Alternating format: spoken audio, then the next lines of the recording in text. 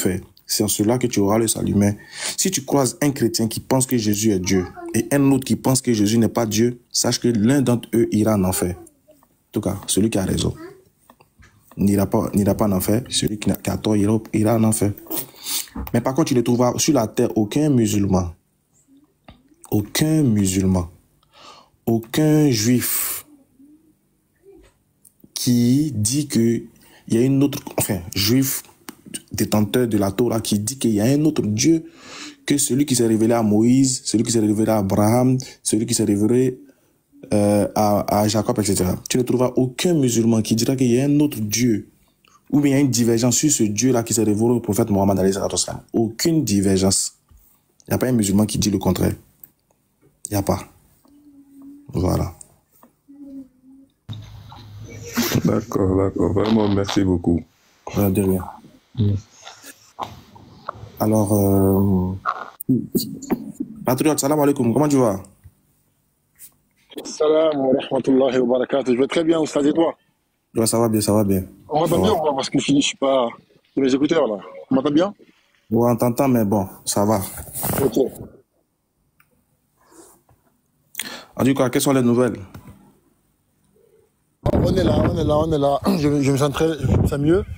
J'étais un peu malade là, mais ça va mieux, alhamdoulilah. Ça va. Pas de souci.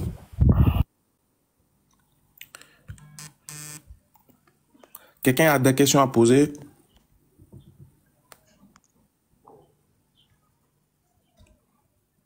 DDR LOL. Après, on a tous des musulmans ici. Comment tu vas? Oui, ça va bien chez vous. Ouais, alhamdoulilah, ça va. Bon, c'était juste... mais bon, c'est déjà failli. Le débat de l'autre jour avec Pasteur Mena, lorsqu'en fait, il nous faisait croire que voilà, l'islam, on autorise, disons, Allah autorise le mensonge et vice-versa. Il était en train d'argumenter cela et tu lui as mis, tu l'as mis, disons, face à un dilemme disant qu'en fait, si les bandits viennent dans sa maison et veulent en fait violer, peut-être sa soeur ou encore sa maman, et que elle se cache sous le lit par exemple. Est-ce que ils vont peut-être l'indexer, ils vont montrer là où la mère est cachée, tout, et ils sont restés en fait sur les faits en disant que non, c'est interdit de mentir, donc ils vont montrer catégoriquement en fait là où la mère est cachée. Donc c'est ce qui en fait le même cas s'est produit hier avec Ekra qui était en direct aussi. Ils ont fait en fait le même test avec un autre chrétien qui, par exemple, qui dit en fait lorsque l'État, disons le président de la République l'appelle, pour lui donner au moins 20 millions et qu'il partage ça à ses proches, à qui il va donner. Donc on lui dit, est-ce qu'il va donner à sa maman ou encore à ses frères et sœurs ou à son ami? Il a choisi son ami au lieu de ses parents. C'est qui ça? On était en live avec un certain Kwadjo hier et c'est ce qu'il a fait. Donc en fait, moi je vais dire, ils sont dans une logique où ils ne veulent rien comprendre du tout. Ils sont bornés dans les directions. Donc moi, c'est qu'en fait, ils viennent juste chercher des abonnés, des fleurs en fait dans les lives. Ça pour ça ils montent. C'est ce que j'ai constaté. Laisse-les. Moi, on a fait sortir un verset de la Bible hier. Acte 22, verset 25 et suite. Paul a menti quand ils étaient en train de le chicoter. On le chicote, il dit il est romain, alors qu'il n'est pas romain. La question qu'on se pose, lorsque Paul mentait ici pour dire qu'il est romain, il était-il serviteur d'Allah ou bien il était toujours serviteur de Jésus? Et s'il était serviteur de Jésus, quel était l'esprit qui l'a animé à mentir pour sauver sa vie?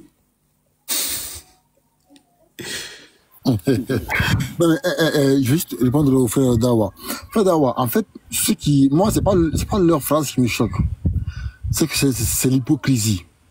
On sait tous que pour le chrétien qui a dit que il va dire où sa mère est là, on sait qu'il va pas le faire. On le sait. Mais comme il a l'intention de coûte que coûte aller à l'encontre de ce que, en fait, pour lui, quand il dit qu'il dit la même chose que l'islam, pour lui, il devient musulman. Donc, il préfère aller à l'encontre de l'islam, mais dire une chose qui consciemment là, ça le choque. Donc il préfère mentir dans sa réponse que d'être d'accord avec l'islam. Moi, c'est ça en fait qui me blesse avec eux. C'est l'hypocrisie. Nous, on dit les choses qui sont, on dit tel que c'est écrit, tel qu'on pense. Mais eux, ils préfèrent mentir à leur conscience que d'être d'accord avec l'islam. C'est pathétique. Voilà, c'est pathétique. C'est ça qui me fait pitié avec eux en fait. Ils n'assument rien. J'ai même envie de dire que c'est des lâches. Mais bon, après, moi, il veut que quelqu'un monte ici. Quelqu'un qui dit que celui qui dit que Paul est romain, il faut monter. Faut monter, on va parler. Je vais voir si Paul est romain. Patriot, si tu es dans une position où tu peux me faire, où tu peux faire la lecture, tu me fais signe, Charles. Bonsoir. Si tu n'es pas dans la condition, c'est pas bien grave. Non, je suis venu avec les enfants là pour jouer, donc. Okay. Comment vous allez? Ça va bien, monsieur le migrant. Vous dites quoi? Ouais. Ça va. Bon, moi je suis chrétien et j'ai suivi un live de l'autre jour. Il y a un frère qui a dit un mot, il dit sourate. C'est dans le Coran, il dit sourate 19, verset 71. Mais je m'inquiète parce que tu vois les choses qui se passaient actuellement, les musulmans, les chrétiens, ça me fait mal, je ne peux pas discuter de ça. Et ça que je veux savoir, est-ce que c'est que, parce que j'ai fait la recherche sur le sourate 19, verset 71, et j'ai lisé ça, et ça que j'essaie de demander, si vous pouvez m'expliquer ça, pardon. Tu as fait la recherche, tu as trouvé quoi? J'ai trouvé, on dit, tous les musulmans, il y aura à l'enfer. C'est ça que je veux me savoir. C'est ce qui est écrit là-bas. Oui, et il a dit encore le nom des... Ils ont dit que tous les musulmans vont passer en... C'est écrit là-bas que tous les musulmans vont en enfer. Oui, c'est écrit sur ça. Même j'ai le capture d'écran de ça. Faut lire et voir. Attends, je sors, je cherche ça. Est-ce que vous là, vous n'êtes pas bête? Vraiment, est-ce que vous là, vous n'êtes pas fou par hasard même? Il y a encore le nom des dieux des musulmans, c'est Ouval. Non, c'est bon. Hein? Est-ce que vous l'avez, ça va dans votre tête même? Faut lire, on va voir où c'est écrit musulman. Faut lire. Oui, attends.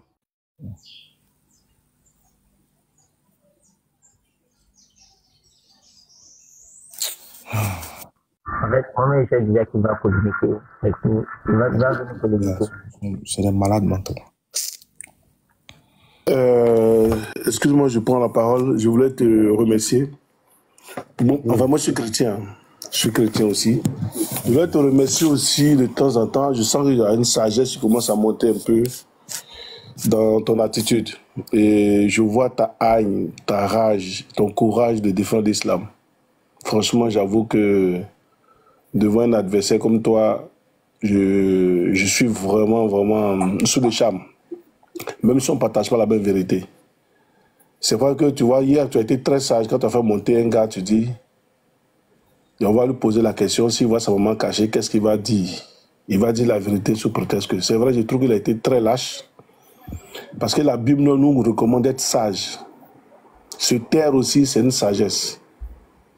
Tu vois, c'est un peu ça, tu l'as piégé, il est entré dans le piège. Ça, je trouve un peu que tu suis vraiment Allah. Tu es vraiment stratège en technique. Comment il a dit ça? Stratège en quoi là? Et c'est l'erreur que le gars a commis dans ton jeu. Et c'est vrai qu'il ne représente pas les chrétiens. Moi, tu m'aurais posé la question hier, je t'aurais dit, pour ne pas mentir, je préfère me taire. Se taire aussi, c'est une forme de sagesse. Mais comme il était dans l'élan de te contrarier et de te contredire, il dit, va dire ça où sa maman est sous prétexte que Jésus-Christ dit, il ne faut pas on va mentir. C'est pas ça. Nous, le problème qu'on a avec votre verset, où Allah vous demande de mentir pour garder votre vie, ça aussi, on appelle ça jurisprudence dans la vie. Mais chez nous, les chrétiens, normalement, Dieu ne peut pas donner l'ordre. Jésus-Christ ne peut pas donner l'ordre à quelqu'un de mentir. Il ne peut pas le dire. Parce qu'il dit que ton oui soit oui, que ton non soit non. Donc là, il s'est débarrassé de nous maintenant. Maintenant, moi-même, là, si je me lève pour mentir, ou si Paul se lève pour mentir, Paul ment à son propre nom. Il ne ment pas au nom du fait qu'on lui a donné l'ordre de mentir. C'est-à-dire que si Pierre... Quand il ment, c'est sous l'esprit.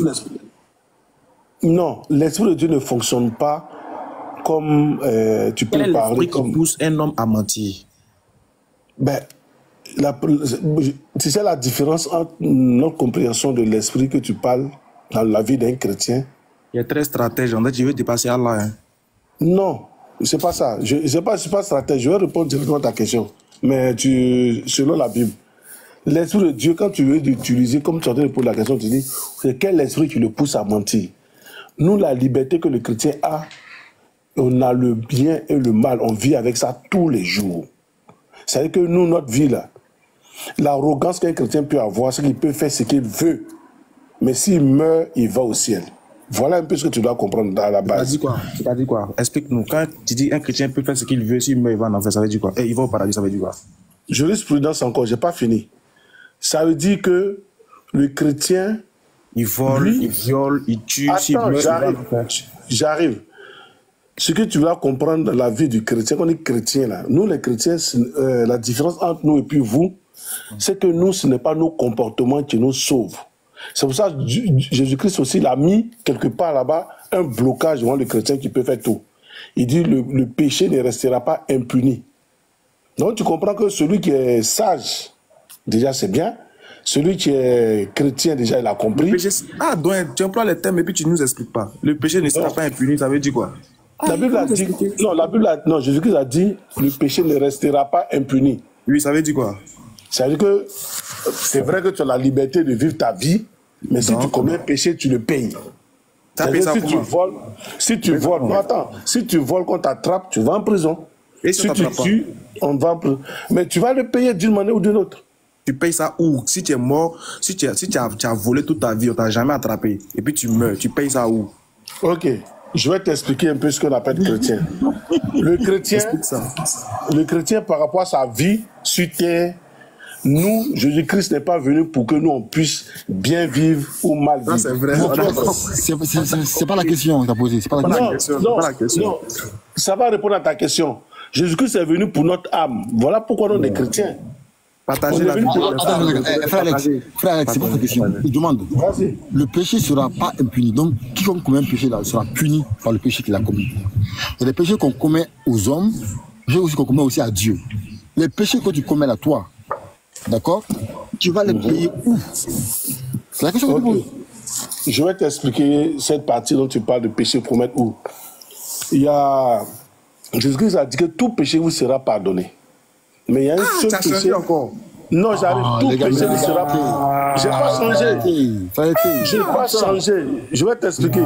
Tout péché ne sera pas pardonné. Voilà. Mais c'est ce que tu as dit. Bon, je dis. Attends, frère Alex. Je rectifie.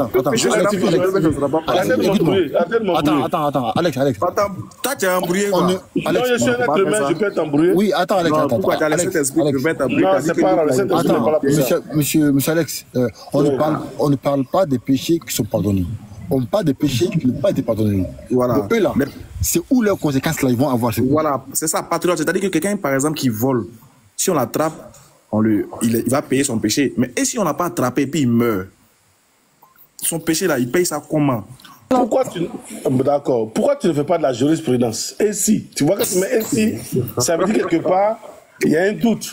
Mais moi, la Bible dit, le seul péché qui ne sera pas pardonné, c'est de refuser Jésus-Christ comme son sauveur personnel. C'est pour ça que je vous disais tout à l'heure, au début là-bas, attends, j'ai dit un truc au début là-bas, que le chrétien, lui, ne vit pas, il ne vit pas pour aller aussi. Mon frère Alexandre, depuis ça fait plus de 5 minutes ou 6 minutes tu parles. Non, on est en train d'échanger. Oui, je suis en train de te demander un truc. Dis-moi, frère. Vous dites que... Dis-moi, tu n'es pas mon frère, tu es un ami. Dis-moi. Tu es mon frère, si on partageait la même foi. Si on partageait la même foi, toi, était ton frère. C'est le patron qui est ton frère. Ouais, vas-y. J'ai compris. Tu disais que moi, je suis très stratège, comme Allah, ouais. Tu as piégé le gars la dernière fois. Une manière de... C'est-à-dire que ton intro, disons déjà, ton intro, tu m'attaques. Mais non, quand moi, je félicite ton courage. Laisse-moi, je vais parler. Moi, je suis trop intelligent.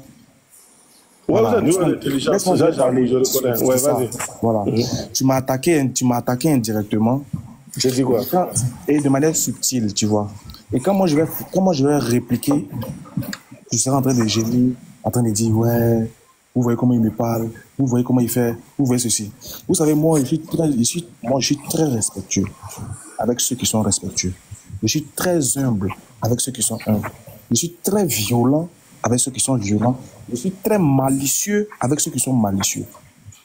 Vas-y alors. Tu vois, quand tu viens dans cette position-là et que tu engages une conversation comme ça tout en m'attaquant indirectement, il ne faut pas te sentir offusqué que moi aussi j'utilise la même stratégie pour te descendre aussi.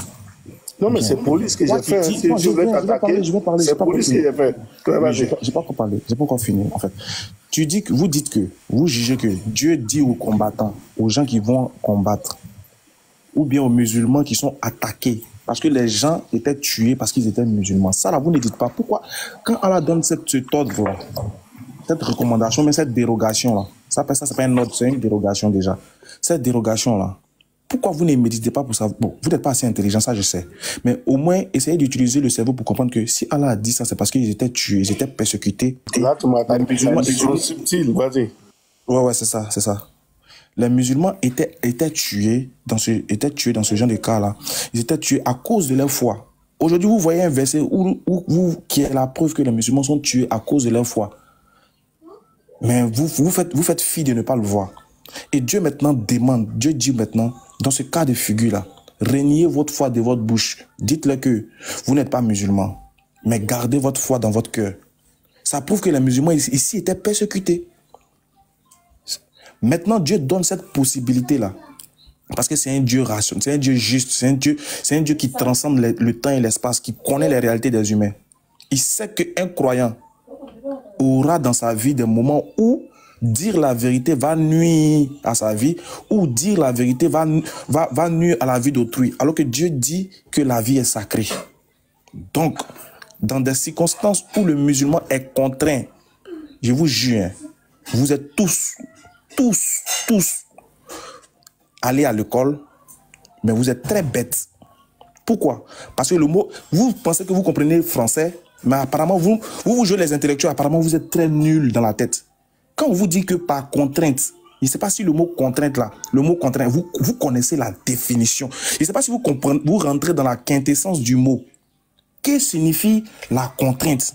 On te dit par contrainte. Mais dans ce cas, pourquoi vous dites pas, votre Dieu là, il vous interdit le porc et puis vous dites de manger le porc, donc c'est un faux Dieu. Mais Dieu nous a interdit la viande de porc, non? Mais il nous a aussi autorisé de manger dans les cas de contrainte. On vous dit que si vous êtes contraint face à une chose, lorsqu'il y a la contrainte, ce n'est plus la foi qui s'exprime.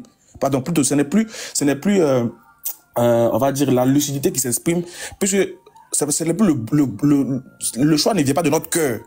Parce qu'on est contraint, on nous oblige à faire quelque chose. Donc, du moment où tu es obligé à faire quelque chose, là, tu le fais par contrainte. Dans ce sens-là, Dieu te permet de l'accepter, de le faire, mais sans pour autant transgresser. Pourquoi? Parce qu'il y a des musulmans même qui se rongeaient l'esprit, qui se disaient, mais on ne doit pas mentir. Parce que la règle en islam, c'est de ne pas mentir. Mais lorsque les gens viennent chercher les musulmans chez nous pour nous tuer là, qu'est-ce qu'on fait pour sauver nos enfants, pour sauver nos filles, pour sauver nos âmes? Dieu dit, reniez votre foi. Dites-leur que vous n'êtes pas musulman, mais gardez la foi dans votre cœur. Voilà un véritable Dieu qui connaît au moins la réalité des êtres humains. Maintenant, je vous retourne le même appareil, mais dans un autre sens. Il dit, imaginez vous-même, tout de suite là, imaginez que vous là, vous dites qu'il est faux parce qu'il a permis ça. Maintenant, vous qui adorez le vrai Dieu, vous qui adorez le vrai Dieu, quand vous êtes dans une circonstance où il y a votre vie qui est menacée, ou la vie de vos parents qui sont menacés, ou la vie de ta mère qui t'a poussé 9 mois qui est menacée là, qu'est-ce que toi tu vas faire? Je ne dis pas qu'est-ce que toi tu vas faire, je dis qu'est-ce que ton Dieu te recommande de faire. Moi, je sais que chacun a son... En fait, moi, je vous pose une question sur votre Dieu, vous-même vous prenez la place de votre Dieu. Il dit, dans ce cas de figure là, où quelqu'un vient pour nuire à ta mère, qu'est-ce que ton Dieu te dit de faire? Il n'a pas dit qu'est-ce que toi tu dois faire.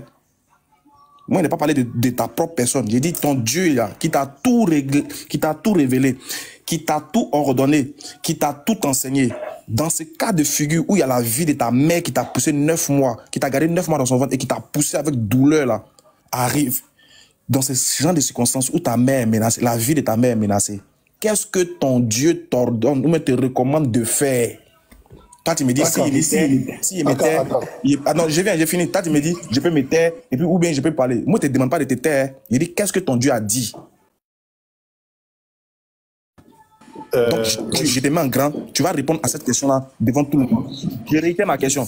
Dans ce cas de figure où ta mère risque d'être violée par des gens, dans le cas de figure où bien, ou bien on est dans une crise où on cherche les chrétiens pour les tuer et qu'on arrive chez vous avec des calaches ou bien des machettes, ou bien les gens sont chez vous, il y a ta mère, il y a toi. Et puis on cherche les chrétiens pour les exterminer, pour les tuer. Dans ce cas de figure-là, qu'est-ce que votre Dieu vous recommande? Pardon, il faut répondre à la question. Tu ne réponds pas, je prends quelqu'un d'autre. Je viens de me réveiller, mais je ne suis même pas encore brossé. Ok. Merci pour cette question pertinente. Dieu ne nous a pas donné un directif pour répondre à ce genre de questions. Je vais t'expliquer pourquoi. Tu as vu? Merci beaucoup. Non, ça me suffit. C'est une très bonne réponse. C'est une très bonne réponse. Merci. Dieu ne t'a pas donné de solution dans ce genre de... Voilà un Dieu qui est très limité. C'est un faux Dieu, c'est un malade mental. C'est un fou. Non, faut te taire, mute-toi. Ce Dieu-là, c'est un imposteur. Je ne peux jamais l'adorer. Ce Dieu qui me laisse dans qui est incapable de régler votre situation, une telle situation-là. C'est un faux Dieu. Je ne peux pas l'adorer. Voilà maintenant, vous voyez comment vous êtes malhonnête. Maintenant, voilà que le vrai Dieu s'exprime. Il dit, voilà la solution que vous devez faire. Vous vous moquez. C'est-à-dire que vous n'avez pas la solution à ce problème. Votre Dieu n'était incapable de parler de ce problème. Il était incapable de vous aider dans ce genre de situation. Voilà que nous, notre Dieu nous aide dans ce genre de situation. Vous dites qu'il est faux parce qu'il nous aide. Est-ce que ça va dans votre tête même? Est-ce que ça va dans votre tête? Vous, votre Dieu là, il était incapable de vous donner la solution là. Ton Dieu est incapable de vous donner la solution. Est-ce que je peux répondre à ça? Vas-y, il faut répondre. Attends, il faut parler. Attends, il va me brosser. Même là, on va bien conjuguer les verbes. Spinaga. Moi, je pense que les chrétiens aujourd'hui, à chaque fois, lorsque leur Dieu... Vas-y, il faut parler, il va me brosser. Voilà. À chaque fois que leur Dieu donne aucune information sur un sujet, ils s'attaquent au nôtre parce qu'il en donne une solution. Le paradis. On donne aucune info sur le paradis. Qu'est-ce qu'ils font? Ils s'attaquent à notre paradis. Parce que nous, le paradis, Dieu nous a donné les informations. Dans le partage de l'héritage, on ne donne aucune information dans la Bible. Ils ne savent pas. Donc, ils s'attaquent au nôtre. Lorsque Dieu nous défend de faire un truc pour sauver la vie, comme eux, on ne donne aucune information sur comment ils doivent se tenir, ils s'attaquent aux nôtres. C'est tout le temps pareil. Comme ils sont limités et ils n'ont pas assez d'informations sur des sujets, donc ils s'attaquent aux nôtres. C'est très simple, c'est leur stratégie. C'est très simple. Donc notre Dieu nous a tout expliqué. En fait, c'est la foutaise, quoi. C'est la foutaise. Voilà, c'est la foutaise. Je m'arrête là. Non, patriote, tu sais, tu es quelqu'un, je te sais que tu es très... Il disait ça aussi, la même chose. Vous qui êtes musulmans, tu vous êtes très très pertinent dans votre chose de défense là. Je vais l'expliquer, nous les chrétiens. Il y a des choses que Dieu ne nous a pas dit, on ne peut pas rajouter. Nous les chrétiens, c'est comme ça qu'on fonctionne. On ne rajoute pas ce que Dieu ne nous a pas dit. Parce qu'il y a ce que nous, notre Jésus-Christ, notre Dieu là, il y a des choses qu'il a besoin de nous pour nous sur la terre. Mais il y a des choses aussi... Non, mais attends, monsieur Lex, attends. En fait, il y a une chose qui est importante. Et en fait, on doit réfléchir dessus. Donc Dieu, enfin, votre Dieu vous a pas dit, enfin, en tout cas, c'est pas interdit de mentir. En tout cas, comme il vous a pas dit, donc il n'a pas interdit de mentir dans ce cas-là. Ou bien. Tu sais, tout à l'heure, que je parlais avec Aka tout à l'heure, je disais que nous, l'avantage que nous, on a sur vous, c'est que nous, on ne se bat pas pour aller au ciel. Non, c'est pas la question. Je vais répondre à ta question. On est d'accord qu'on ne vous a pas interdit de le faire. Parce que celui qui se bat doit se défendre sur tous les plans. Non, mais je t'explique. Celui qui se bat doit se défendre lui seul à tous les coups. Il faut qu'on lui donne une solution pour se battre. Nous, on n'a pas ce problème-là. Tu comprends? Je t'explique. Quand Aka disait tout à l'heure que ouais, Dieu donne solution à quelqu'un de s'évader, Jésus-Christ nous-même nous dit, celui qui veut sauver sa vie la perdra. Tu sais pourquoi il dit ça? Parce qu'il nous fait comprendre que nous, notre vie là, sur la terre qu'on vit, c'est que toi, patriote, si tu te bats pour travailler, moi je dois me battre pour travailler. si je dois, si toi tu réfléchis pour bien parler, on fait la réponse à la question. Mon frère, je veux la réponse à la question. Il vient d'arriver. J'ai dit. Dis-moi, faut te calmer déjà. Calme-toi un peu. Blé, je ne suis pas. Calme. Calme, t'inquiète. Tu es venu. Je sais que tu n'es pas Mena, mais tu es venu. Je ne représente pas les chrétiens. Ouais, mais tu es chrétien quand même. Ouais, je sais que tu représentes. C'est quand vous venez en face de moi que vous répondez. C'est quand vous êtes en face de moi que vous ne représentez pas les chrétiens. Non, Jésus-Christ va me donner la réponse pour te donner, mais je ne représente pas les chrétiens. Vas-y, dis-moi. Voilà, donc, ok, ça tombe bien, c'est ce que je voulais entendre. Il faut que Jésus te donne la réponse. Je dis bien, dans le cadre précis où ton Dieu t'a pas dit comment tu dois faire pour sauver la vie de ta maman là-haut. On est d'accord qu'il ne t'a pas dit. Il n'a pas dit dans la Bible, ni nulle part où. Il faut déposer ça là-bas. Ouais, il n'a dit nulle part comment se prémunir ou bien se sauver de ce danger-là. Maintenant, pourquoi maintenant vous dites que notre Dieu est faux parce qu'il nous a donné la solution? Pourquoi? Avec toi. Jésus-Christ et Allah, on considère que c'est les suprêmes parce que nous, on n'a pas le même Dieu. Ça, il faut qu'on se comprenne. C'est les deux suprêmes. Donc, ils sont purs. Donc, Jésus-Christ, comment il fait? Comme il est pur, il ne peut pas jouer le rôle de l'impur. Parce que chez nous, la Bible dit le père de mensonge, c'est le diable. Merci beaucoup. Ça, c'est vrai. Non, j'arrive. Donc, si moi je suis en face de cette situation, au départ, je te l'ai dit. Si moi je suis en face de cette situation, que tu as posé la question au frère trop zélé, et puis tu as répondu que lui va dénoncer sa mère, moi, dans la sagesse de Dieu, je me tais. C'est vrai que Dieu ne me donne pas l'ordre de dire quelque chose. Donc, il me donne une sagesse de réfléchir. Parce que la réflexion, vous êtes doué en intelligence. Donc, vous réfléchissez à tout. Nous, il y a des moments où on réfléchit, il y a des moments où on ne réfléchit pas. C'est juste que si vous faites il y a des moments où vous réfléchissez, il y a des moments où vous ne réfléchissez pas. Oui, il y a des moments où on dit Amen. Il y a des moments où on dit Amen. Tu sais pourquoi? Non, c'est pas rigolo. Parce que vous aussi, chez vous, pareil. Chez vous, non, pardon, tu dis nous on réfléchit. Il n'y a pas de... Ça, tu n'as pas dit que c'est moi qui t'ai embrouillé. Non, tu n'as pas dit que moi j'ai réfléchi. Non, on parle avec de Toyboy. Non, c'est pas Toyboy. Non, je me mets dans la position... Là, tu ne peux pas dire que c'est moi qui t'ai embrouillé. Je me mets dans la position d'un être humain. Attends, je me mets dans la position d'un être humain. Tu dis chez vous, les chrétiens, vous ne réfléchissez pas tous les jours. Chez nous, les chrétiens, le seul saint, c'est Jésus-Christ. Nous, on n'est pas donc vous ne réfléchissez pas tous les jours. Oui, il y a des moments où je ne réfléchis pas, je dis Amen, parce que c'est Dieu qui l'a dit. Il y a des moments où je peux réfléchir, comme en face de toi, je dois réfléchir. En face de toi, je dois réfléchir. Mais si dans la Bible, je dis Amen. C'est pas rigolo. C'est pas rigolo. En fait. Mais c'est fini. Non, je vais t'expliquer. Nous, les chrétiens, on ne défend pas Jésus-Christ. Il va se défendre lui seul. Tu as vu ici qui se met devant Allah pour le défendre. Nous, on défend notre foi. Ouais, nous, mais c'est notre foi aussi, on défend aussi. D'accord. Maintenant, je vais t'expliquer. Il te dit, maintenant, dans ta défense de ta foi là, pourquoi tu te moques? Pourquoi vous dites que Allah est faux? Parce qu'il a donné une solution dans ce cas de figure où toi, ton Dieu était incapable de donner la solution. C'est ce que je veux savoir, c'est la question qu'on t'a posée. Non, nous, on a trouvé ça bizarre parce que Allah est représenté d'une grosse divinité que vous l'avez mis là. Donc la divinité, c'est pas ça le problème, c'est pas ça la question, mon frère. Faut pas dévier ma question. C'est la réponse. Toi, ton Dieu là, il est mince, il n'est pas gros, il est mince. Mais pourquoi il était incapable de donner la solution à ce problème? Mais il m'a donné la solution, c'est ce que je t'ai dit tout à l'heure. Je t'ai dit qu'il me donne la sagesse. Moi, la sagesse que j'ai, il me donne pas directement, mais il m'a mis une sagesse dans ma tête. Alex, tu fais quoi? On veut tuer ta maman, faut montrer où elle est. Qu'est-ce que moi je fais? Je dis, je me tais.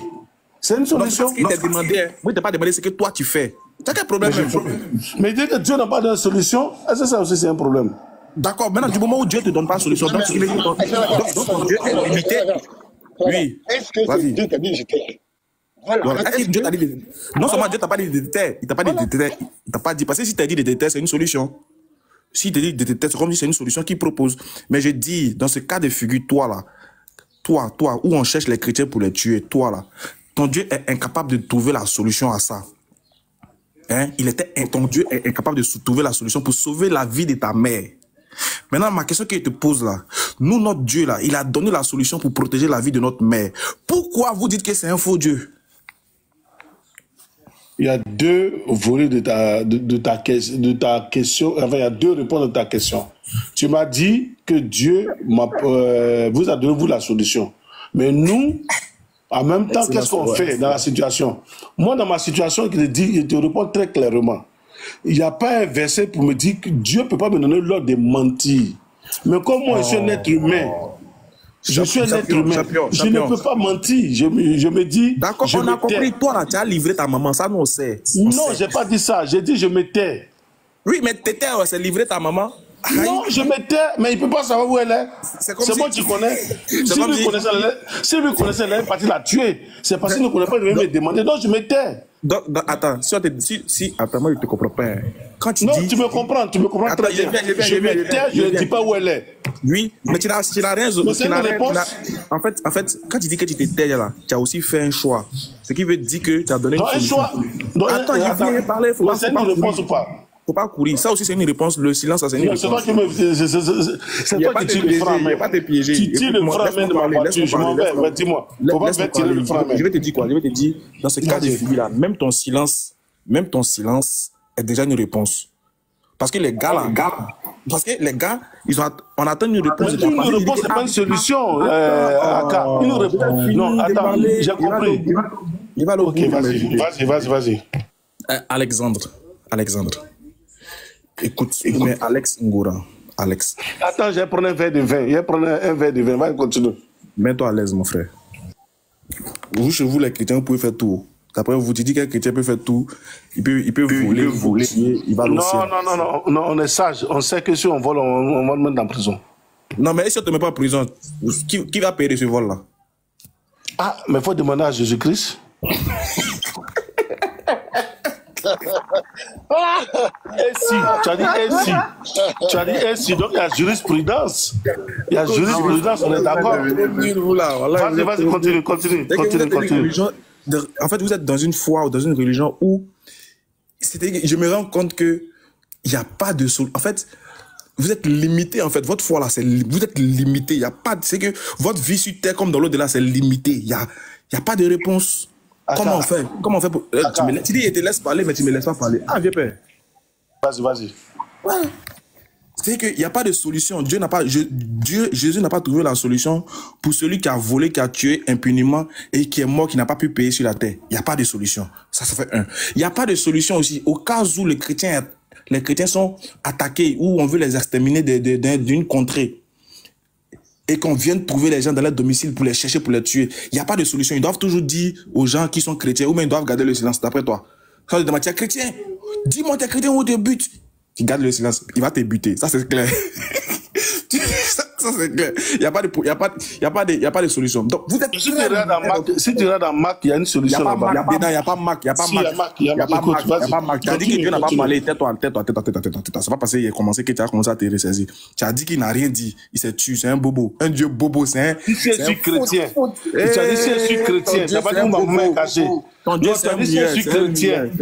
Non, tu es chrétien. Attends, sois juste. Tu m'as dit, si tu es chrétien, qu'on veut me tuer là. Je dis quoi? La Bible me dit dans Marc que si je veux sauver ma vie, je vais la perdre. Donc, je suis chrétien, tue-moi. Mais où ma maman est cachée là? Je me tiens. Patriote, tu as entendu les kamikazes là, non? Tu as entendu ce qu'il a dit? Non, mais ça, c'est grave. C'est très grave. Vraiment, en fait. C'est pas ceux là-bas qui s'explosent dans le coin et puis ils disent Allah Akbar. Moi, je suis chrétien. Non, champion. C'est bizarre. Ne vous acharnez pas sur moi. Il ne m'acharne pas sur toi. Je suis juge dans ce que je dis. Je suis juge.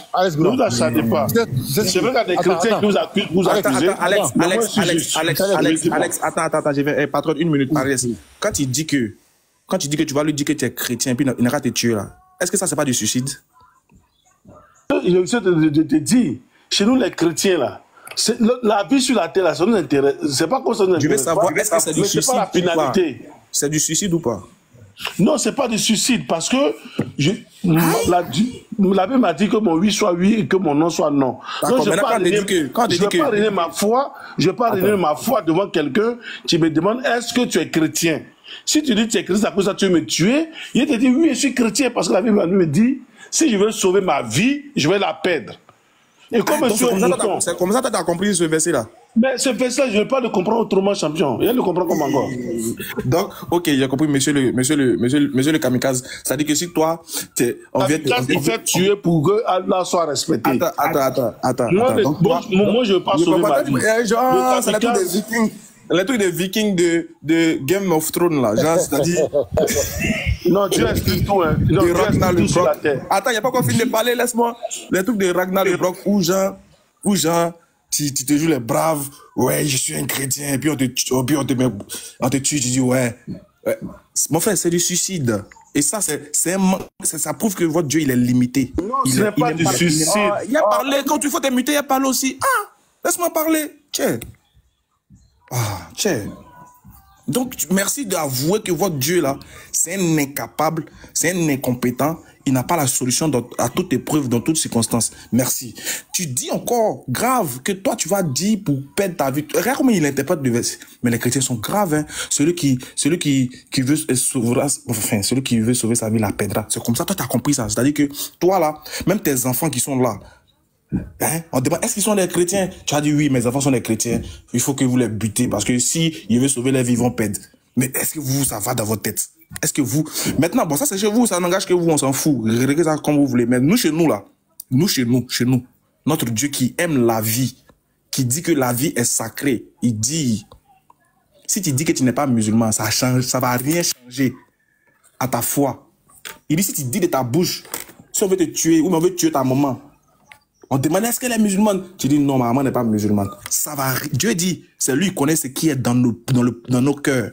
Il connaît ce qui est dans les profondeurs de nos âmes. Donc, ce qui est dit de ma bouche, s'il ne pense pas ça dans mon cœur, Dieu est connaisseur de toutes choses. Il s'en fout de ce qui est sorti de ma bouche. Il s'en fout. Dieu dit, il s'en fout de ce qui est sorti de ma bouche. Même s'il dit, je suis chrétien pour sauver ma vie, alors qu'au fond de moi, je ne suis pas chrétien. Il pense, je dis là, il est là, toujours là. Dieu dit, il s'en fout. Vous là, quand vous priez, regarde, moi par exemple, quand moi je vais dans ma famille est chrétienne, mon papa souvent quand je vais lui rendre visite là, il réunit ses amis, pasteurs, et quand ils arrivent, ils commencent à prier, ils prient au nom de Jésus. Moi je suis assis à côté, mais il dit jamais, c'est que dans mon cœur là, je sais que ce qu'ils sont en train de faire là, c'est faux. Mais je suis là, je suis dedans. Mais il dit pas amen, je réponds pas aussi, je joue pas le jeu. C'est ça en fait. C'est que même mais attends, il n'est pas encore fini, il n'est pas encore fini, c'est pas ton live, hein. C'est pas ton live. Attends, pas être mis en grand, tu penses que tu es grand. Pas être mis en grand, mais que tu es grand. Attends. Et là, tu me manipules. Des petits. Là, tu me manipules, là. Faut boire ton verre. Bois ton verre. Je t'écoute. Enseigne-moi, vas-y. Bois ton verre, puis écoute. Donc, tu vois que pour nous, là, pour notre Dieu, là, le fait de dire que tu n'es pas musulman, ou bien le fait de dire que de régner sa foi, c'est pas dans le cœur. Et c'est ça, en fait, le plus intéressant. C'est ça qui est intéressant chez nous. C'est que Dieu s'en fout. Dieu regarde plutôt le cœur. Maintenant, regarde. Je t'ai pris un exemple. Si vous voulez partir sur cette base de dire que, comment on appelle ça? Un Dieu doit pas mentir. Bon, enfin, c'est normal. Tu dis que le père du mensonge, toi-même tu as bien dit, le père du mensonge, c'est le diable. Mais quand tu dis ça comme ça là, il n'y a pas de souci. Mais si on vérifie dans la Bible, et on voit des serviteurs de Dieu qui ont menti, je vais te demander, mais qui était le père? Non, ils ont menti sur leur propre chef. Ah, le père du mensonge, c'est qui? Ouais, donc, j'ai dit ça depuis le départ. Être humain sur la terre. Tu as quelle bouteille de vin? Non, je n'ai pas commencé. Attends, il y a ouvert. Je veux dire. Pardon, on va commencer par. Pardon. Dieu ne donne pas l'ordre. Chez nous, les chrétiens, là. Quand c'est ton Dieu qui te donne l'ordre. Oui, il dit. Alors que moi, personnellement, de mon propre chef, je peux mentir. Quand tu mens là, tu es le fils de qui? Mais je suis un être humain, je mens, je dois mentir. Et je suis fait pour mentir parce que le seul qui sait, c'est Jésus-Christ. D'accord, maintenant quand tu mens, le père du mensonge, c'est qui? Dieu me laisse avec tous les mauvais, les maudits sur la terre. Je participe avec eux.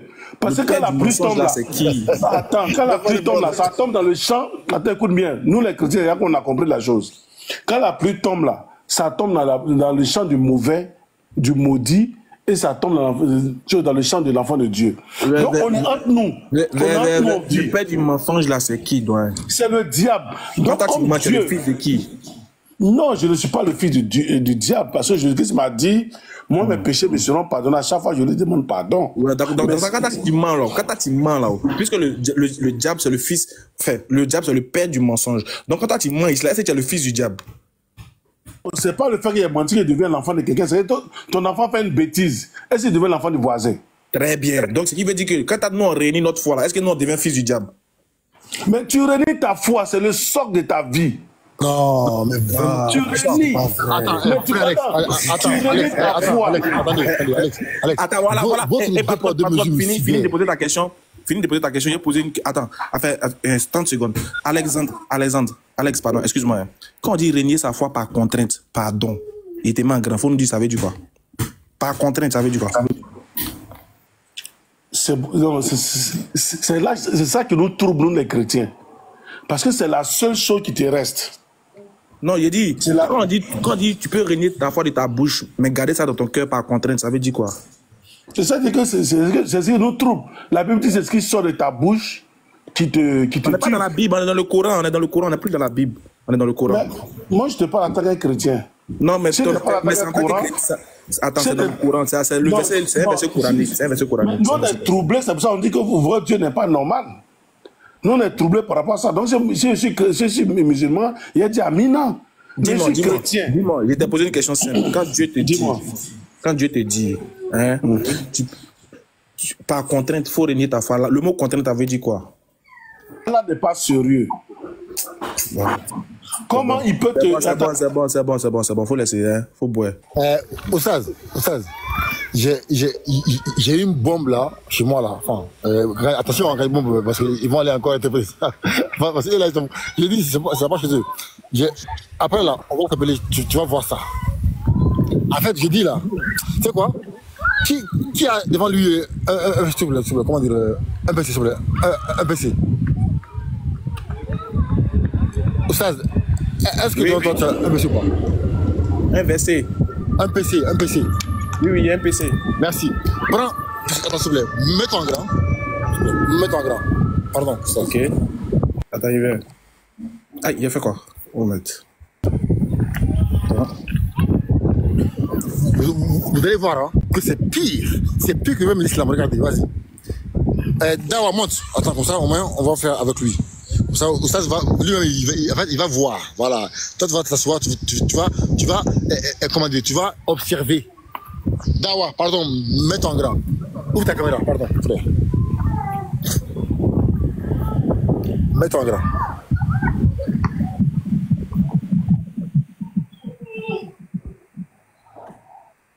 Salam alaikum.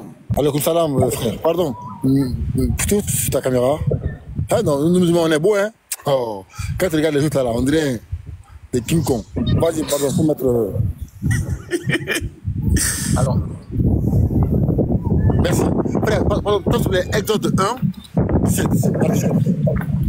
On va lire. Exode 1, 17. Pardon, faut voir. Faut voir, hein. Attends, tu vas voir, faut voir. Exode 1, 17. Merci.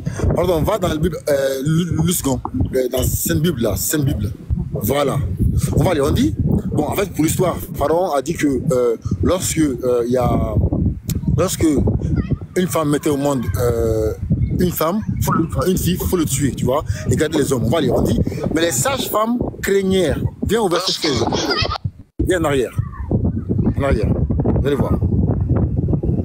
Voilà, on dit, il leur dit, quand vous accouchez les femmes des Hébreux et que vous les verrez sur, continue, les sièges, si c'est un garçon, faites-le mourir, si c'est une fille, laissez-la vivre. Donc, Pharaon dit aux sages-femmes que lorsqu'il y a un enfant d'Israël qui met au monde un enfant, si c'est un garçon, de le tuer, si c'est une fille, de le garder. Continue, va au 17. Vous allez voir, continue. Mais les sages-femmes craignirent Dieu et ne firent point ce que leur avait dit le roi, continue, d'Égypte. Elles laissèrent vivre les enfants. Regardez, donc ils ont laissé les enfants vivre. Ils n'ont pas tué les enfants. Continue. Le roi d'Égypte appela les sages-femmes. Donc il appelait les sages-femmes et leur dit, pourquoi avez-vous agi ainsi? Et avez-vous laissé vivre les enfants? Donc le roi dit aux sages-femmes, mais pourquoi est-ce que vous n'avez pas mis en exécution ce que j'ai demandé? Regardez le mensonge des sages-femmes. Regardez, continue. Les sages-femmes répondirent à Pharaon, c'est que les femmes des Hébreux ne sont, vas-y continue, ne sont pas comme les Égyptiennes, elles sont vigoureuses et elles accouchent avant l'arrivée de quoi? Des sages-femmes. Donc ici là, les sages-femmes ont menti au roi. Mais c'est pas ça qui est important.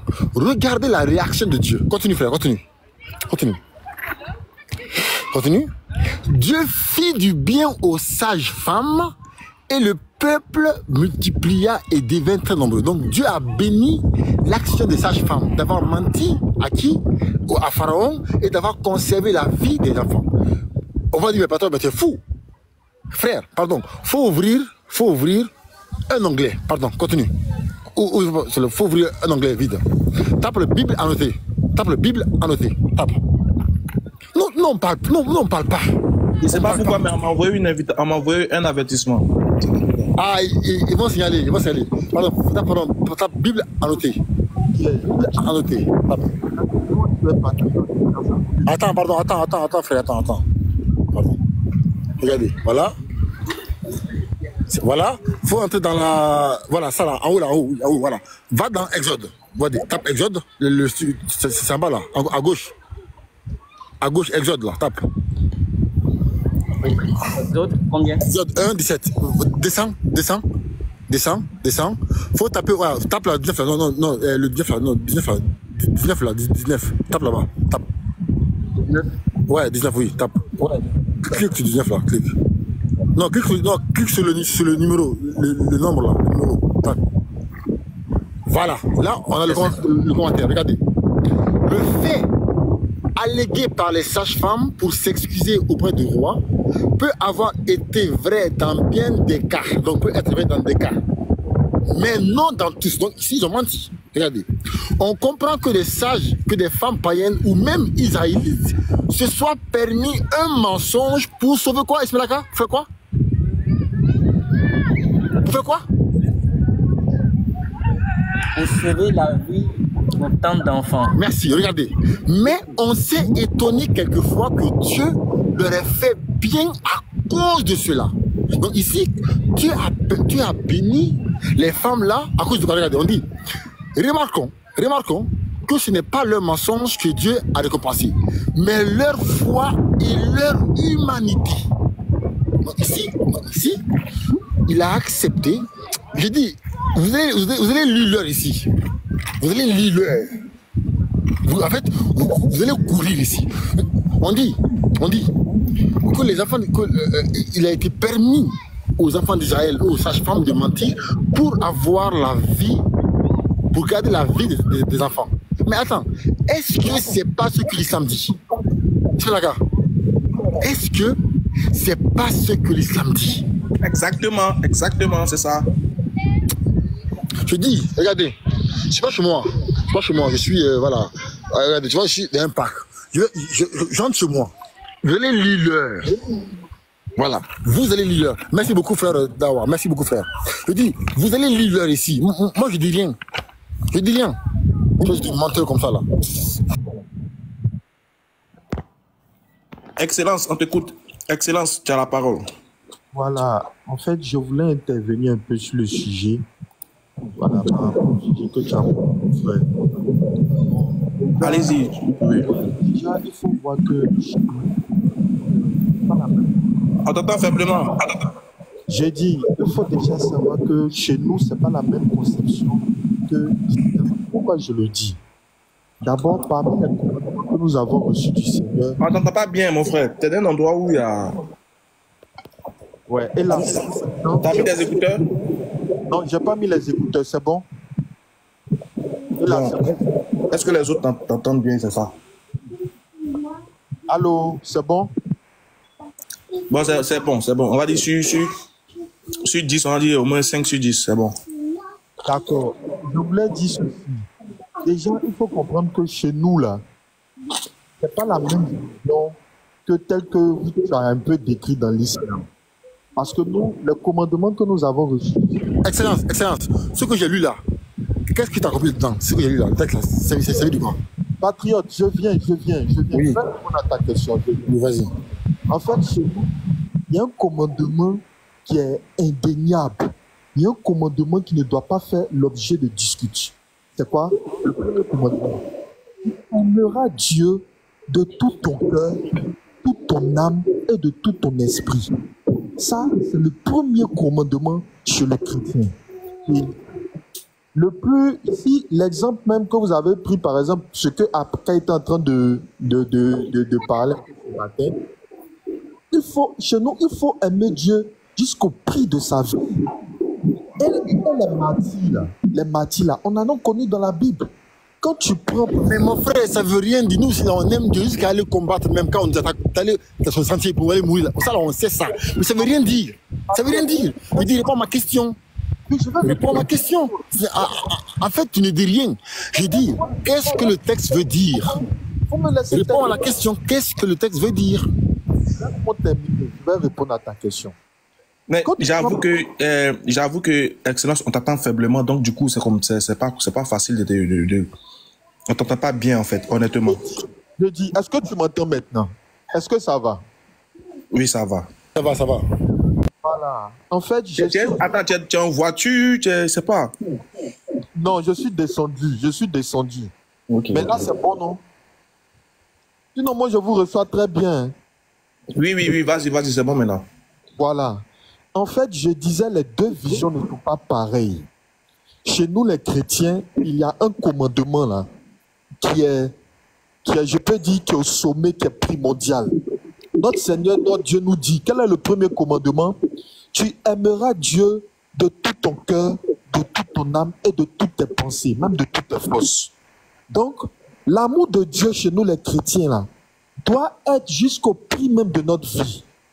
Et quand tu prends par exemple nos saintes écritures, on a eu des martyrs. Quand tu prends Acte 7, on voit comment Étienne a été martyrisé devant Paul. Paul a participé au meurtre d'Étienne. Parce que Étienne était en train de prêcher l'évangile. Quand ils l'ont tué, ils l'ont lapidé. Donc, il n'était pas prêt même à renier sa foi. Malgré dans cette situation dans laquelle il se trouvait là, il proclamait toujours Jésus comme son Seigneur, son Sauveur, jusqu'à qu'il était mort. Et quand tu prends l'histoire de la chrétienté, on a eu plusieurs personnes qui sont mortes au prix de leur vie. Donc, déjà, c'est pas la même, je vais dire, c'est pas une attaque, mais c'est pas la même vision des choses. Parce que nous, le chrétien, là, l'amour du Christ qui est dans notre cœur peut être même jusqu'au prix de... Jean-Michel, pardon, arrête de prêcher ici. Je dis, attends. C'est bon, Excellence, je crois qu'on a compris. Excellence, je crois que là, on a compris ton premier point. Maintenant, allons au deuxième. Maintenant, le deuxième point, c'était un peu ça. Bon. Est-ce que tu peux répondre à la question maintenant du truc? Oui. Le frère, il a donné un verset. Le verset qu'il a donné, c'est un verset qui est très intéressant. Mais lui-même, le commentaire qu'il a lu là, qu'est-ce que le commentaire dit? Le commentaire dit clairement que Dieu n'a pas béni le mensonge. Parce que le mensonge là, c'est... Merci, et c'est... Tu te mets dans mon piège, en fait, comme un enfant. En fait, je dis, j'ai mis un piège, t'es un big... Attends. Laisse-le finir. Voilà. C'est pas une histoire de piège. Moi, je dis toujours, quand je débat avec les musulmans, c'est pour se comprendre. C'est pas pour les chaos, non. Ce sont des échanges, tu peux apprendre et je peux apprendre. Voilà. Donc, dans le texte que tu as lu là, le commentaire même t'a bien situé. Dieu n'a pas béni le mensonge. Mais Dieu a béni cette femme-là parce qu'ils ont eu la crainte de Dieu. En épargnant la vie d'un enfant, imaginez-toi un peu, si tous les enfants garçons étaient tués, Moïse allait mourir. Donc, c'est par rapport à l'acte. Même quand tu prends Rahab la prostituée, Dieu l'a bénie parce qu'elle a eu la crainte de Dieu en recevant, en cachant des serviteurs de Dieu. Merci beaucoup. Excellence. Excuse-moi de te stopper. Là, tu viens de dire une chose qui rejoint ce que le verset coranique dit. Regarde, quand le verset coranique demande de régner la foi en contrainte lorsque les gens veulent ôter à votre vie, ça revient pareil au commentaire qu'il t'a lu. Parce que le commentaire ici, ce que Dieu a béni, Dieu dit qu'il a béni l'humanisme de ces femmes. Mais d'accord, il dit qu'il a béni l'humanisme et le fait qu'elles ont protégé la vie des enfants. C'est-à-dire qu'elles ont menti pour protéger la vie des enfants. Donc ici, c'est pas, Dieu n'agrée pas le mensonge dans le Coran. Ce n'est pas le mensonge qu'il agrée. Mais qu'est-ce qu'il fait? C'est le fait de protéger la vie, là. Exactement. Que Dieu accepte. Voilà. Donc quand Dieu permet ça, là, ce n'est pas pour... S'il te plaît. Non, ne m'interromps pas. Ah, ne pas m'interrompre comme ça. Donc ici, Dieu n'est pas en train de... Déjà, parce que si c'est des versets du Coran qui disent qu'il ne faut pas mentir, là, il y en a des tonnes. Il y en a des tonnes. Le prophète même a dit, n'est pas des nôtres celui qui est menteur. Tu vois? Mais ici, ce sera vraiment de mauvaise foi que vous voyez un tel verset qui parle d'un... Et puis en plus, ça s'adresse à qui? Aux gens qui sont dans des contrées où ils sont combattus, où ils sont tués. Tu vois? Donc Dieu ici protège la vie. Sinon, quand tout à l'heure tu as développé, tu dis il y a des martyrs dans la Bible. Mais est-ce qu'il y a des martyrs dans la Bible que dans le Coran? Mais tu peux pas comparer ceux qui sont morts pour Allah dans la vie du prophète Mohammed, tu peux pas. Si c'est des gens qui sont allés prêcher au nom de Dieu pour mourir là, il y en a aussi chez nous. Tu es en train de prêcher. Mais on ne pas en cas de guerre où on veut vous exterminer. Là où il n'y a pas prêche, tu n'es pas en train de prêcher. Il y a une guerre où il y a peut-être une fatwa qui est lancée sur vous. On veut exterminer votre race. Dieu bénit le fait de garder la vie. C'est ce que je suis en train de vous dire. Dieu ici n'est pas en train de bénir le mensonge. Il n'est pas en train d'ordonner le mensonge. Il est en train d'ordonner ici, il est en train d'ouvrir une porte à une vie. Il est en train d'ouvrir une porte à l'acceptation. En fait, il donne une deuxième chance à quelqu'un de garder sa vie. Bien que sa foi, il ait dit de sa bouche qu'il n'est pas musulman. Mais au moins, du moment où il garde sa vie là, c'est ce qui importe Dieu. Pourquoi vous ne voyez pas ça aussi comme ça? Genre, c'est là que moi c'est ce qui m'énerve un peu, pas chez toi, hein, mais chez les autres. Pourquoi vous aussi là, vous ne voyez pas ce commandement-là aussi? Il y a un commandement de la Bible qui a dit que tu ne tueras point. Mais vous tuez, non? Est-ce qu'il n'y a pas des chrétiens qui tuent? Mais vous tuez dans quel sens? Dans quel cadre? Ces meurtres-là, ces tueries-là se font dans quel cadre? Et puis ça n'a jamais été un commandement dans le Coran. Dieu n'a pas fait de ça un commandement dans le Coran. Ne confondez pas commandement et puis une prescription ou encore moins une dérogation. Dans le Coran ici, là, c'est une dérogation, ce n'est pas un commandement. Le commandement, c'est tu ne mentiras pas. Le commandement, c'est tu ne mangeras pas la viande de porc. Mais est-ce que Dieu n'a pas permis aux musulmans de manger la viande de porc? Oui. Pourquoi vous ne dites pas aussi que c'est un faux Dieu parce qu'il a permis ça? Non. Pourquoi vous ne dites pas que Dieu a permis la viande de porc? C'est autorisé? Ou bien Dieu a commandé de manger la viande de porc? Non. Le commandement premier, c'est tu ne mangeras pas la viande de porc. Maintenant, la dérogation, c'est que tu peux en manger quand tu es contraint. Quand il y a la misère, quand il y a la famine, quand il y a tout ce qui fait que tu vas mourir à cause de ta vie, sauf, voilà pourquoi le mot sauf est employé, ou même le mot contraint est employé, pour dire que Dieu vous fait une dérogation pour ne pas que vous vous suicidez. Parce que le suicide est interdit chez nous. Quiconque se suicide là, il va en enfer.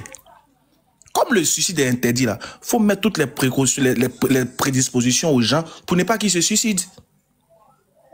Donc moi, parce que moi, je suis musulman, le porc m'est interdit et que je suis dans un endroit où il y a la famine, il n'y a plus rien à manger, on m'envoie la viande de porc pour que je mange pour vivre, je refuse et puis je meurs. Je vais en enfer. On me dit, ils sont en train d'exterminer ma communauté. Donc, ouais, moi, comme il y a eu mes jeux les plus... ça, c'est même pas mourir en martyr. Mourir en martyr, c'est combattre dans le sentier de Dieu et se faire tuer. C'est ça qu'on appelle mourir en martyr. Quand on dit quelqu'un est mort en martyr, c'est qu'il est allé prêcher la parole de Dieu. Il est allé combattre pour Dieu et il est mort là-bas. Mais ici, on ne te parle pas de combat pour Dieu. On te parle de cas où vous êtes, non seulement vous êtes en position de faiblesse, mais on vous cherche pour vous exterminer. Non pas parce que pour ce que vous prêchez, mais pour ce que vous êtes. Vous êtes musulman, pour ça, on veut vous tuer. Et non parce que vous prêchez l'islam, on veut vous tuer.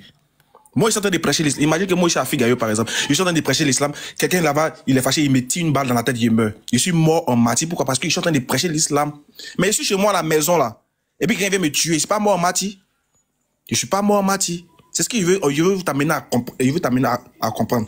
Pourquoi, de la manière où vous réfléchissez bien quand il s'agit des versets bibliques, pourquoi vous ne réfléchissez pas aussi bien quand il s'agit des versets coraniques? Voilà un peu ce qu'il voulait dire. Je suis d'accord avec toi, dans ton développement, il est propre, il est parfait, mais c'est la même chose aussi que le Coran dit. Merci, tu peux continuer. Non, juste avant, en fait, on voit que lorsque c'est chez eux, ils sont très intelligents. T'as vu, non?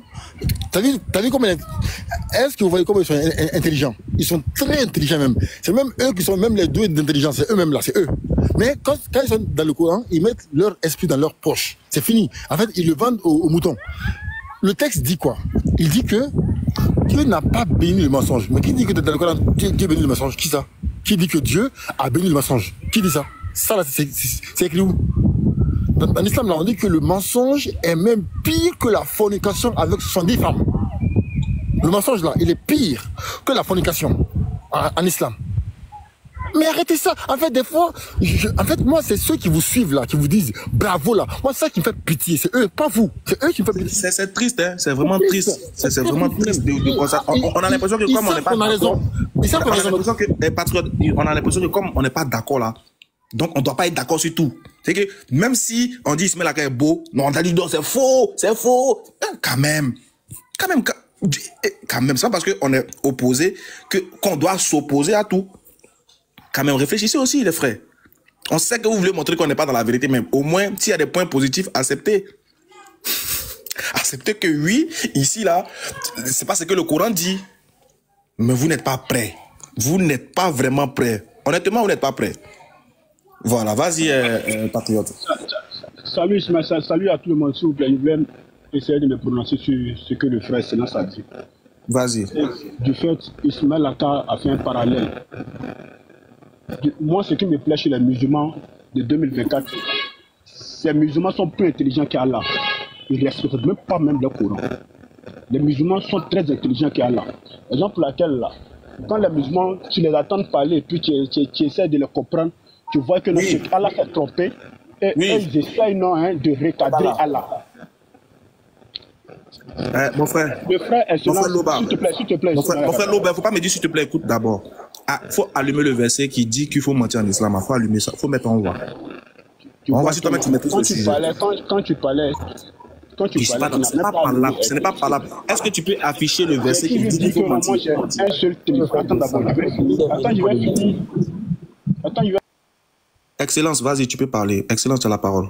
On veut des gens qui sont polis et qui sont respectueux. Allons-y. Voilà, en tout cas, là, c'est clair. Moi, je peux dire concernant ce sujet-là, tu as peut-être très bien détaillé parce que avant de s'attaquer à un thème aussi, il faut bien maîtriser. Si, là, je peux t'accorder le bénéfice du doute. Si Allah, votre Dieu, il a déjà ordonné de ne pas mentir.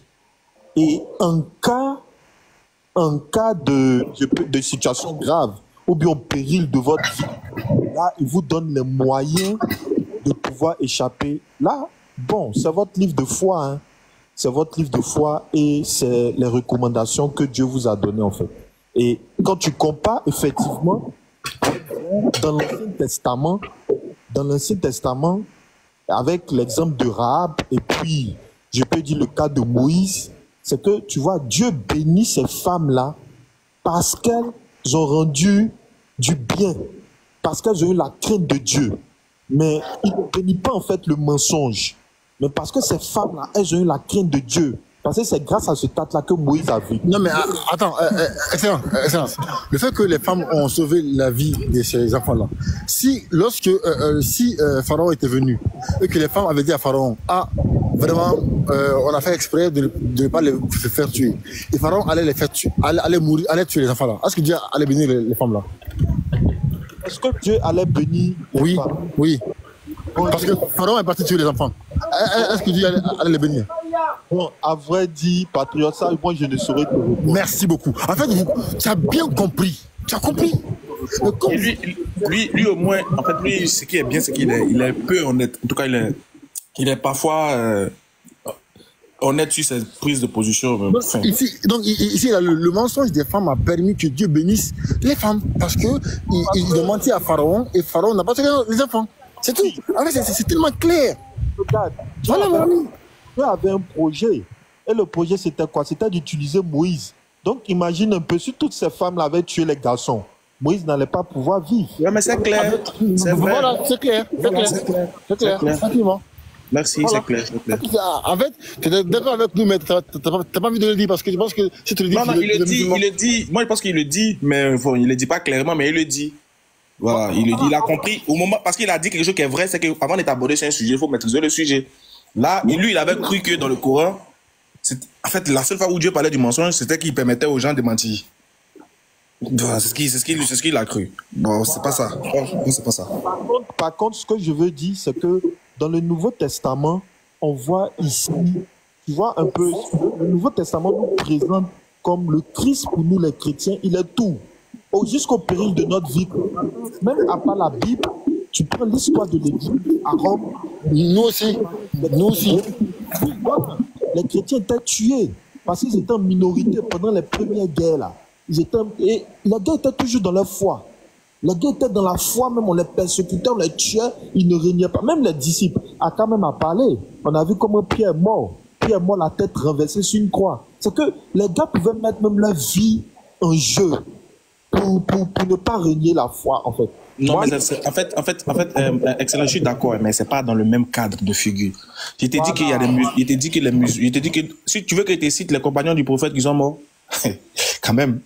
Il faut pas faire. Si veut te citer comment les compagnons du prophète sont morts pour l'islam, mais tu vas voir que pour Pierre c'est rien.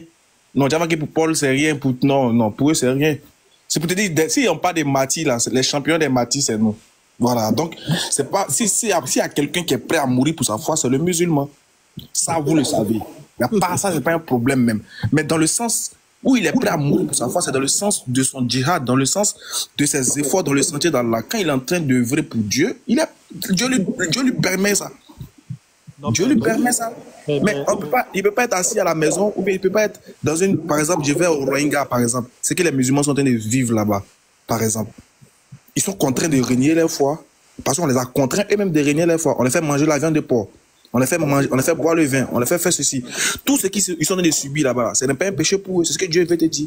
Ce n'est pas un péché pour eux de manger la viande de porc, par contre, de boire le vin que les gens sont en train de les faire, de subir ce que les Chinois sont en train les gens de Rohingya sont en train de les faire. Dans ce cas de figure où ils sont là, ils doivent régner leur foi.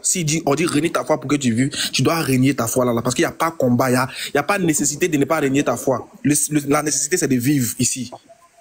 Je sais que, Excellence, tu es au courant, tu connais, tu es informé, tu sais ce qui se passe au Rohingya ou pas? Ouais, je suis un peu. Voilà.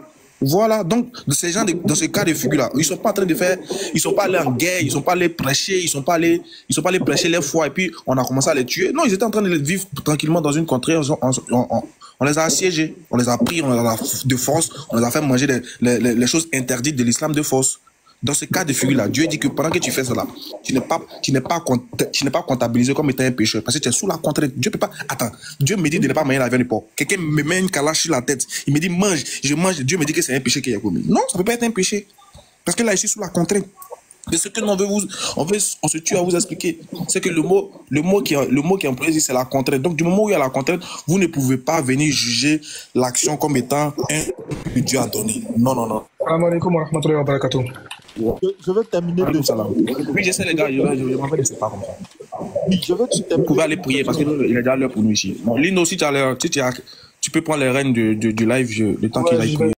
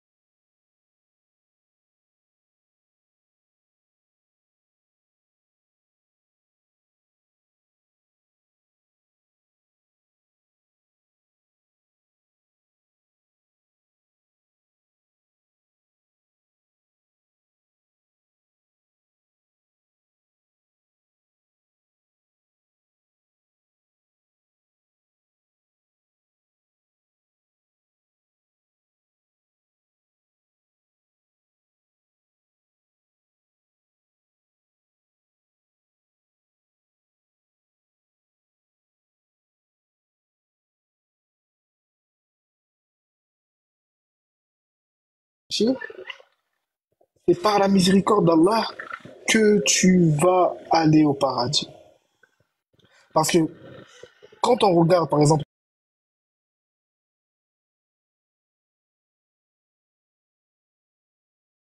et ainsi de suite, rien ne peut être en comparaison avec cela. C'est pour ça qu'on te dit que nous rentrerons au paradis, certes, parce qu'on va faire de bonnes actions et tout, et parce que justement, c'est pas ça, ce sera par la grâce d'Allah. Et non, nous ne voyons aucun problème à ça. Mais vraiment aucun problème à ça. Tu vois? Donc, bon. D'accord. Donc, tu es en train de me dire, à un certain moment, il y a la miséricorde d'Allah qui intervient, c'est ça? À tout moment, il y a la miséricorde d'Allah qui intervient. Attends 30 secondes, je reviens, bouge pas. Si tu peux m'envoyer aussi le texte qui le mentionne dans le Coran, surtout quand tu as dit que, par exemple, que lorsque vous faites une action, que Allah vous en rajoute autant, si je peux aussi avoir un texte d'une sourate, là, je pourrais lire ça, en fait.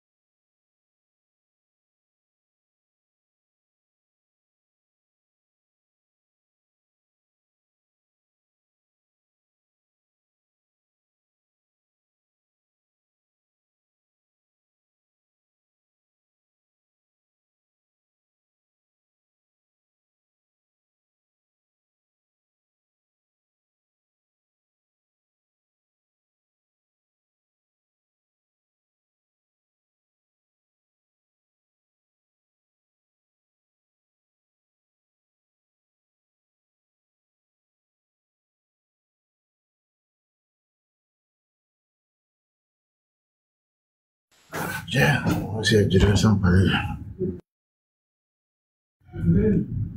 Je crois que tout le monde avait prié. Excellence est là? Oui, je suis là. Je crois que Nino s'est déplacé un peu. Mais déjà, avant qu'il vienne, je vais te répondre par rapport à tes versets. Moi, si je voulais comprendre, moi, j'ai la même préoccupation par rapport aux chrétiens. C'est comme j'insiste un peu sur les actions. Je voulais savoir si chez vous, est-ce que les actions ont une importance dans le christianisme? Est-ce que les actions ont une importance? Non, voilà, moi, je t'explique, chez nous, nous sommes sauvés d'abord par la foi au moyen de la grâce. C'est la foi en Jésus-Christ et sa grâce qui nous sauve. Maintenant, cette foi qu'on a pour le Christ doit pouvoir s'exprimer dans notre vie quotidienne. Tu ne peux pas dire que tu as la foi en Jésus et tu torpilles les gens au service, tu es prêt à mettre la peau de banane, tu n'aimes pas ton prochain et tu prétends avoir la foi. Non.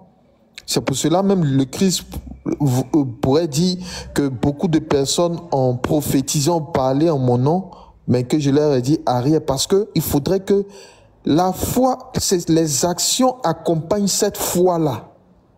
Les actions accompagnent.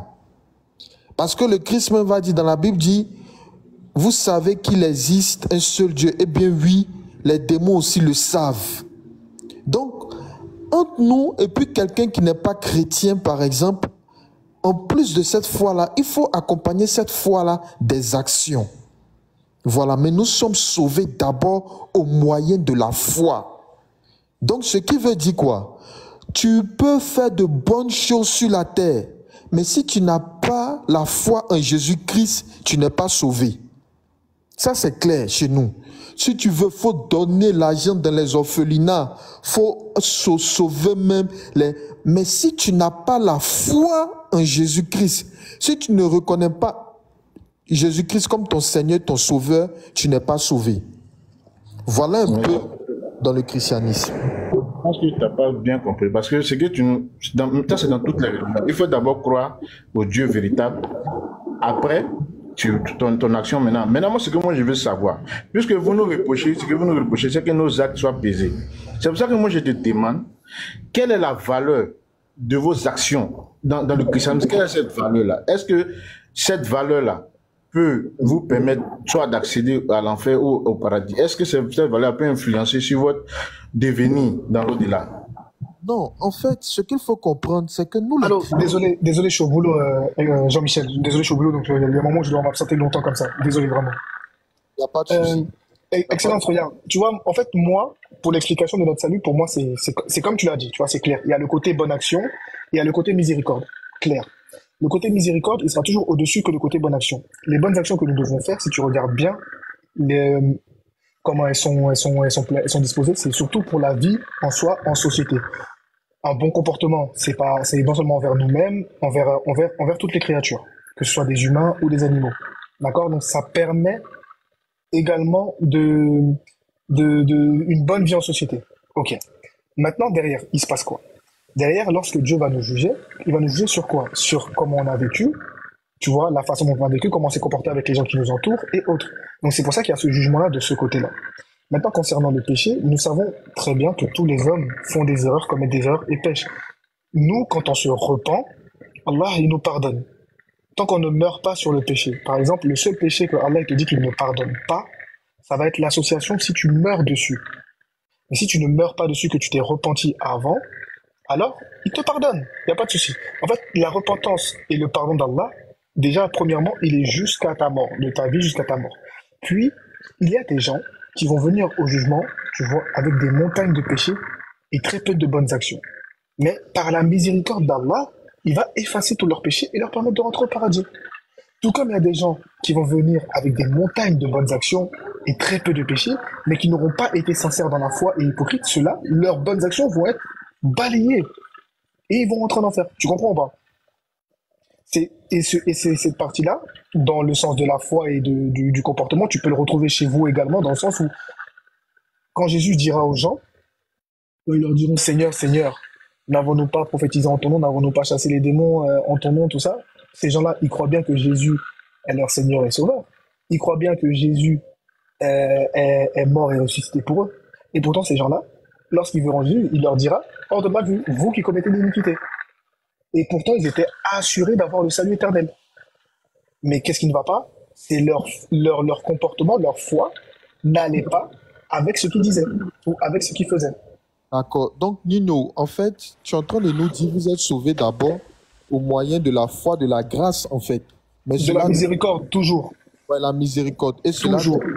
n'est pas de bonnes actions. Exactement.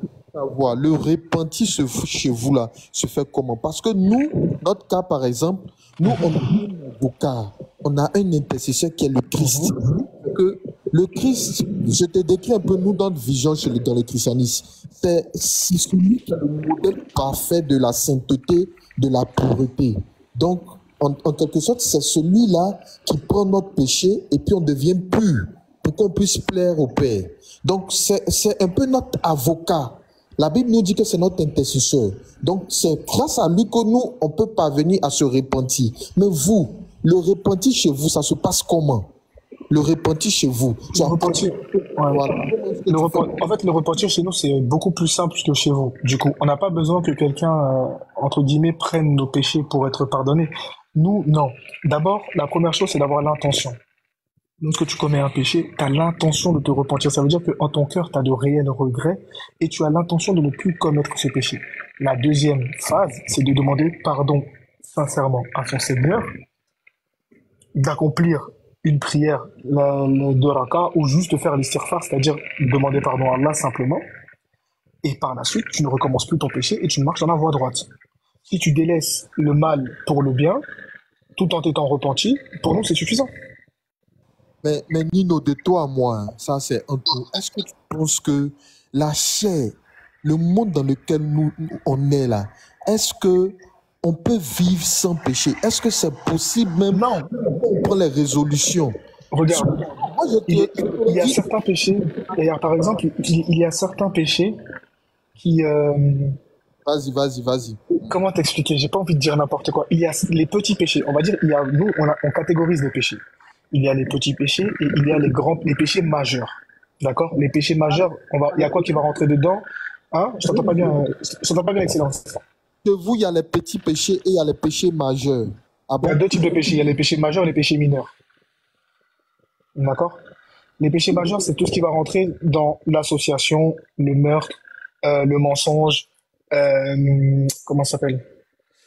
La fornication, l'adultère, j'ai déjà dit le meurtre, il y en a beaucoup. Là, je les ai pas sous les yeux, mais je peux t'en citer. Mais déjà, ceux-là, c'est sûr. Il y a, par exemple, faire du crédit, des trucs comme ça. Voilà. L'usure, l'intérêt usuraire, tout ça. Voilà. L'orgueil. Il y a pas mal de grands péchés, tu vois. Maintenant, il y a les petits péchés. Tu vois, des péchés que tu fais par ignorance et autres. Ces péchés-là. Je suis une correction. Dans l'islam, on dit pour pardonner. Merci, tu peux. Oui, d'accord, si. Oui, salam. Allez, on va raconter des bêtises ici, on n'a pas le temps pour ça. Alors, du coup, tu vois, nous, pour pardonner les péchés, par exemple, regarde, débute ton micro, regarde, je vais te montrer un truc. Regarde, on va être en train de discuter, toi et moi. Par exemple, tu vas me poser une question, et par exemple, je vais dire une mauvaise parole à ton encontre. Tu vois, là, j'aurais commis un péché. Parce que quoi? Toi, tu me parles d'une bonne manière, et moi, je te parle d'une mauvaise manière. Sous l'effet de la colère ou sous l'effet d'une quelconque passion. Tu comprends? J'aurais commis un péché envers toi. Ce genre de péché-là, par exemple, pour que le repentir soit accepté, il faut d'abord que je m'excuse auprès de toi. Pourquoi? Parce que l'action a été commise contre toi, et pas contre quelqu'un d'autre. Tu vois ou pas? Ça, c'est un. Tu dis, tu m'accordes ton pardon, tant mieux. Tu m'accordes pas, après, voilà, ça se réglera devant Dieu.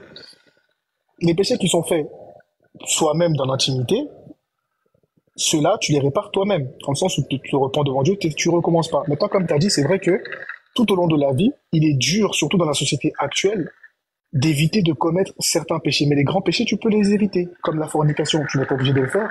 Le crédit, en fonction du pays où tu es, c'est beaucoup plus compliqué, mais tu n'es vraiment pas obligé de le faire. Si tu n'as pas l'argent, tu ne fais pas. Faut vivre avec ses moyens aussi. Le meurtre, frère, pour arriver jusqu'à tuer quelqu'un, il faut vraiment le faire. L'association, à partir du moment où tu as vraiment la notion et la compréhension du tawhid, c'est-à-dire de l'unicité d'Allah, de Dieu, tu ne vas pas rentrer dans l'association. Après, il y a encore des apprentissages derrière au niveau de l'association à comprendre. Il y a quoi d'autre comme péché? Être orgueilleux. Par moment, on tombe tous dedans, mais il faut vite en sortir et éviter d'être orgueilleux et enlever tout ça du cœur. Il y a quoi d'autre? On va rester sur ces petits exemples-là, tu vois, mais c'est des choses qui se travaillent. Et c'est pour ça que nous, plus tu vas te rapprocher de Dieu, c'est-à-dire plus tu vas apprendre la religion, plus tu vas t'éloigner des péchés. Parce que dans le cœur, il ne peut pas y avoir deux choses. Tu comprends? Dans le cœur, tu ne peux pas avoir l'amour des péchés et avoir l'amour de Dieu. Lorsque tu as l'amour de Dieu dans ton cœur, ton cœur se purifie et tu t'éloignes des péchés. Mais si tu as l'amour, par exemple, de la vie d'ici-bas, tu verras que tu vas t'éloigner de Dieu et tu commettras beaucoup plus de péchés. Tu comprends? Je sais pas si j'ai bien expliqué ou si c'est un peu... Je comprends ce que tu dis. Je vois un peu. Salam alaikum wa rahmatullah. Alaykoum salam wa rahmatullah wa barakatuh. Salam alaikum, famille. Voilà. Attends, juste par rapport à un passage là, parce que, bon, tu sais, moi, je ne maîtrise pas tout. Mais comme les voisins nous ont mis dans un truc là, donc je voulais qu'on étudie en même ce passage là seulement, et puis je descends quoi. Voilà. Vas-y. Voilà. C'est 1 Roi 22 à partir du verset 22. Voilà, il écrit, et Michée dit, écoute donc la parole de l'Éternel. J'ai vu l'Éternel assis sur son trône. Voilà. J'ai vu l'Éternel assis sur son trône, et toute l'armée des cieux se tenait auprès de lui, à sa droite et à sa gauche. Et l'Éternel dit, qui séduira Achab pour qu'il monte à Ramoth et Galade et qu'il y périsse. Il répondit l'un d'une manière et l'autre d'une autre. Et un esprit vint se présenter devant l'Éternel et dit, moi je le séduirai. L'Éternel lui dit, comment je sortirai? Répondit-il. Et je serai un esprit de mensonge dans la bouche de tous ces prophètes. Voilà, dans la bouche de tous ces prophètes, l'Éternel dit, tu le séduiras et tu viendras à bout, sors et fais ainsi. Et maintenant, voici l'Éternel a mis un esprit de mensonge dans la bouche de tous les prophètes qui sont là. Et l'Éternel a prononcé du mal contre toi. Voilà, je vous laisse, parce que, en fait, je sais pas, c'est juste une étude, hein, je sais pas si ça rentre dans le cadre de, est-ce que, vu que nos voisins nous Pardon? Allô? Pardon? J'ai pas compris. Vas-y, continue, il n'a pas parlé. Voilà, donc je disais, vu que ici on présente clairement que il y a un esprit de mensonge qui est venu devant l'Éternel, il s'est présenté et il a dit qu'il va aller tenter et il mettra sa parole dans la bouche de ces prophètes qui sont là. C'est-à-dire, ils étaient dans une assemblée et voilà, apparemment il y avait des prophètes et l'Éternel a incité le mensonge dans la bouche de tous ces prophètes. Bon, c'est ce que moi je vois. Hein. Je voulais que tu étudies ce petit passage-là, quoi. Voilà. Au cas oui, je connais le contexte de 1 roi 22, 1 roi 20, je connais ça, t'inquiète. Inch'Allah, d'accord. On va détailler ça quand quelqu'un d'autre sera de taille. Ça, c'est les trucs pour l'instant. Ok, d'accord. C'était juste ça. Merci beaucoup. Merci quand même pour le truc. Assalamu alaikum wa rahmatullahi wa barakatuh, chef. Alaikum salam wa rahmatullahi wa barakatuh. Alors, Jean-Michel, du coup, c'est bon, t'as compris, ce que j'expliquais? Ouais, ça va, alhamdoulilah, toi, frère. J'ai compris un peu ton explication. Après, l'explication... Après, moi, il doit bouger, hein. Après, moi, il doit sortir, donc allez-y. Toi, il va laisser le live comme ça, et puis bon, sinon, après, moi, je bouge. Allez-y. L'explication, elle sera beaucoup plus poussée, tu vois, quand on aura un peu plus de temps. Tu vois, un jour, si tu veux, on en reparlera. Je te donnerai les sourates qui vont avec. Comme ça, au moins, tu auras non seulement le discours, mais en même temps les versets. Ok. Bon, voilà, excellence. Voilà. Comme déjà, moi, j'avais posé, tu étais prêt à répondre à ma question, et puis le frère Nino est arrivé par rapport à la valeur des actions dans votre religion, dans le christianisme. Est-ce que les actions peuvent avoir une influence pour le chrétien dans l'au-delà? Est-ce que ça peut lui permettre d'aller soit en enfer, soit au paradis? J'étais en train de répondre, et puis le frère est arrivé. Je ne sais pas si tu peux répondre. Oui, c'est ce que je te disais en fait. D'abord, nous sommes sauvés chez nous par la grâce au moyen de la foi. Bon, quand Dieu nous fait grâce d'être sauvés là, après, il faudrait que ce qu'on mène, notre vie qu'on mène sur terre, puisse refléter notre foi.